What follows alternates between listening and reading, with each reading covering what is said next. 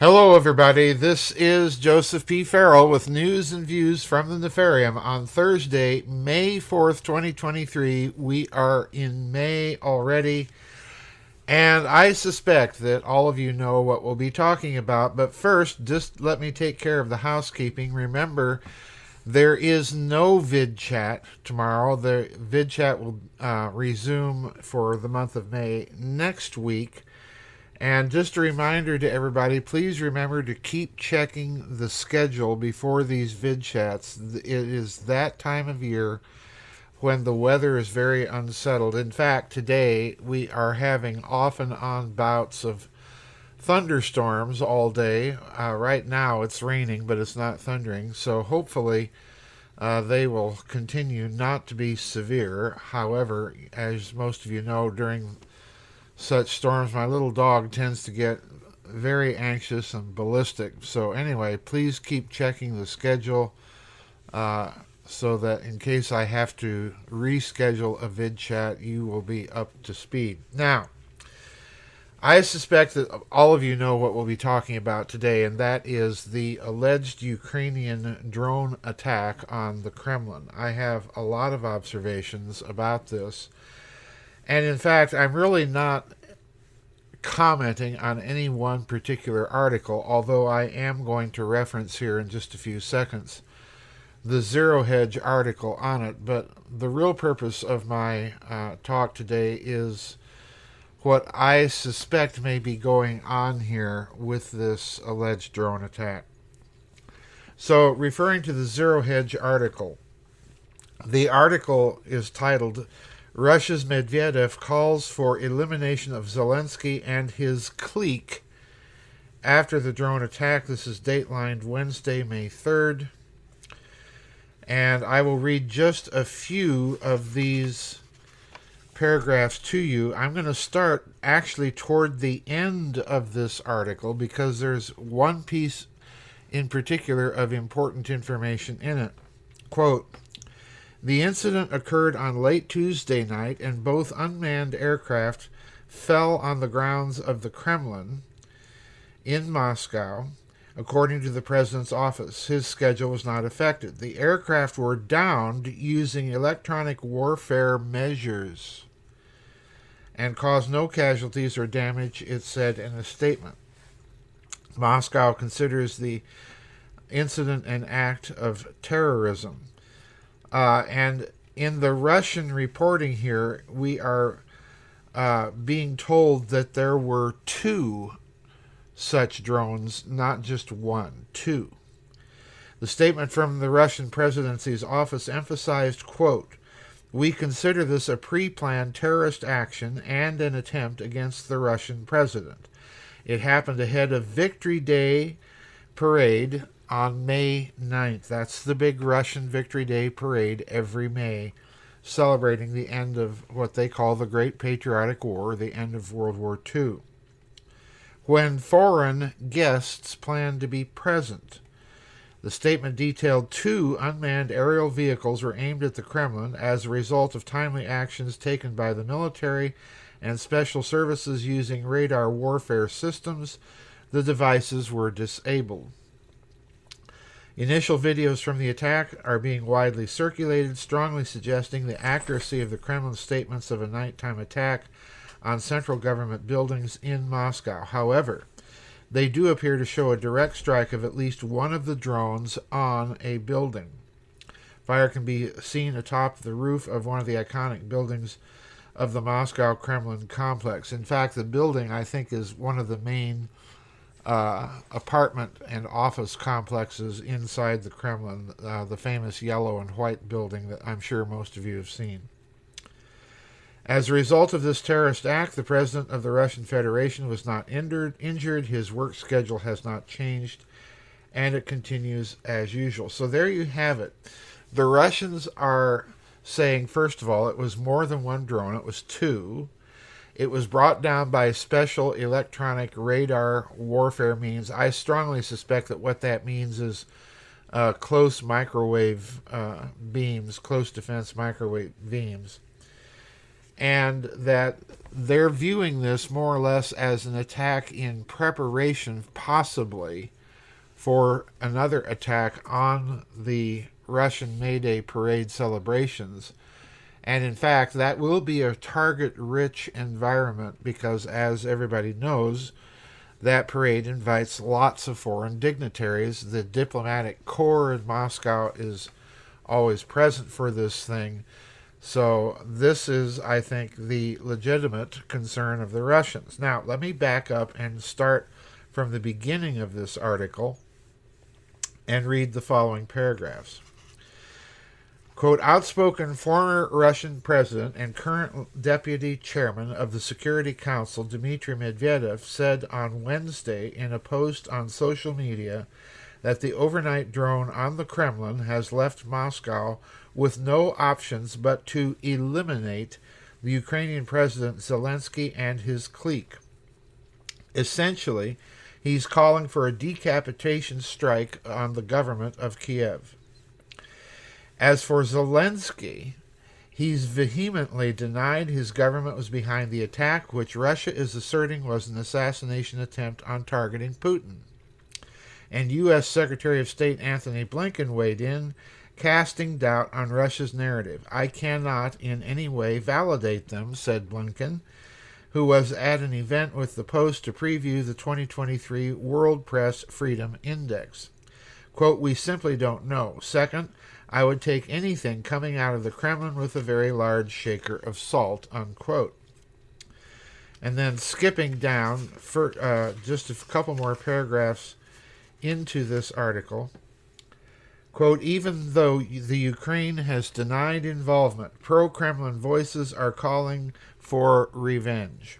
In a social media post, Vyacheslav Volodin, the chairman of Russia's lower house of parliament, said, quote, we will demand the use of weapons capable of stopping and destroying the Kiev terrorist regime, unquote.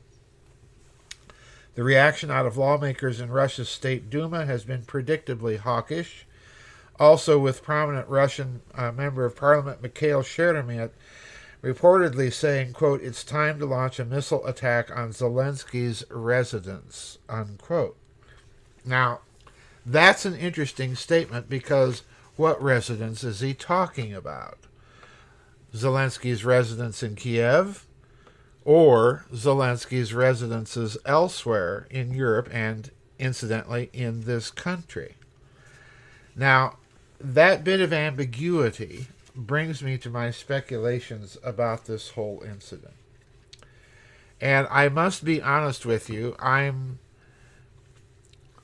torn because for once I don't disbelieve the regime in Kiev. Now, granted, they have been caught lying time and time again.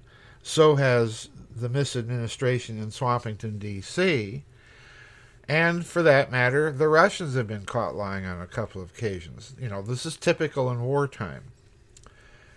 But I want to point out to you that, number one, if this is a Russian false flag, it seems to me to be a rather lame one, because nothing in the Russian narrative is really changed by whether or not they committed this act. They did not need a casus belli. They already had one.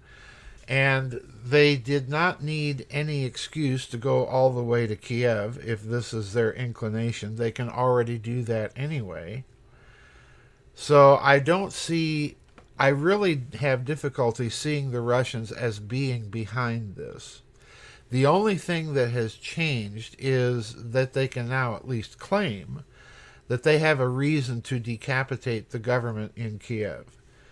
Now, how that decapitation proceeds is a different matter. Will it be a tit-for-tat response with drones and missiles, or will it also involve covert operations? Now, this is what I think the Russians are really gearing up for, is an unleashing of we just saw them a couple of weeks ago talk about consideration of asymmetrical warfare. So in other words, I think they are seriously considered unleashing massive covert operations against the Zelensky regime and possibly other components of the Western oligarchy. And I think that little statement about strikes against Zelensky's residences may be code for that. And we've also seen the Ukraine claiming responsibility, let's not forget, for the bombing death of Alexandra Dugina, the daughter of Alexander Dugin, some months back. So I think this latest episode is kind of the last straw. But please note, the narrative really hasn't changed that much by this incident, and therefore I'm not entirely convinced of this, but I tend to dismiss that this was something that Russia did to itself. Now, the second thing I tend to believe is Zelensky's statement that no, the Ukraine is not behind this. Now, let's remember something very significant here. Zelensky himself, at the time this attack occurred, was in Finland. He wasn't in the Ukraine at all. And he has vehemently denied that the Ukraine has any responsibility in the attack. Now, as far as Zelensky is concerned, that may be true. What I'm suggesting is that there were opportunistic forces within the Ukraine itself that may have taken advantage of Zelensky's absence and launched this attack. So that means, in my opinion, that you've got a very wobbly government in Kiev and that things are spinning wildly out of control. Now, does that mean, too, that these were Ukrainian elements? And my answer is no. Because there's one all-important missing piece that no one is talking about. And that's the debris from the drones. Now, I've looked at these videos of the drones and the shoot down of the drone over that building in the Kremlin. And I wish I could remember what the name of that building is. But we all know it. We've all seen it.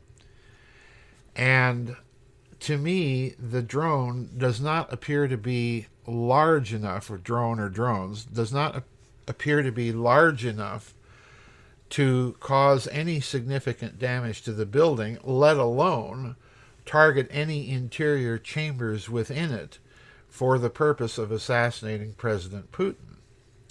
It strikes me more that someone is sending a message. Now, I strongly suspect, folks, that we're looking at a third party here, neither Russia nor the Ukraine, being officially involved in this, whatever it was. I rather suspect that you're looking at a third party, someone who wants to drive an escalation of this conflict. And that someone, I strongly suspect, is that faction that we've been calling Mr. Globaluni, Mr. Globaloni, perhaps even the Fascist International, whoever you want to call.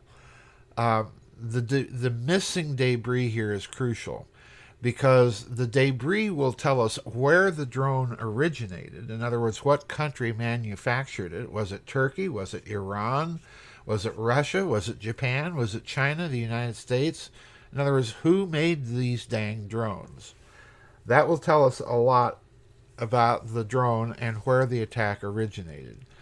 And number two, what kind of drone was it? Was it a drone capable of doing the kind of damage or being used in the kind of attack that the Russians are claiming?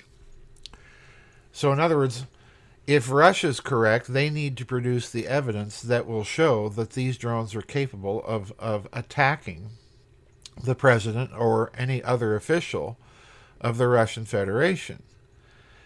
So I'm questioning this whole narrative here. Back when I was a boy, you may remember, some of you who know your history well, that the United States was running U-2 flights over the Soviet Union during the Khrushchev-Eisenhower and then subsequently the Khrushchev-Kennedy era. And toward the end of the Eisenhower administration, one of these U-2s was actually shot down by the Soviets. And of course, America was stunned because we did not think the Soviets had the capability to shoot down an aircraft that high using a ground-to-air missile over the Soviet Union, which is exactly what the Soviets did. But the subsequent theater was interesting because the Soviets, of course, captured the U-2 pilot, Francis Gary Powers, but they also gathered together all the wreckage of that U-2 and displayed it on television. And folks, as I've pointed out in my book on the Kennedy assassination and LBJ and all of that stuff, as I pointed out in that book, the wreckage that you saw on Soviet television, and you can see pictures of that wreckage, does not look like the kind of wreckage that you would expect to occur from a missile strike on an aircraft. It looks rather like the kind of wreckage you would see if the aircraft was being ditched. And I speculated at the time that what Khrushchev was doing was that he was sending a message to Eisenhower by displaying that kind of debris for Eisenhower himself to see, that Khrushchev was sending a very subtle message that, no, we didn't shoot this down. Someone else within your government took steps to sabotage this mission. Now, I suspect that if we're dealing with the same sort of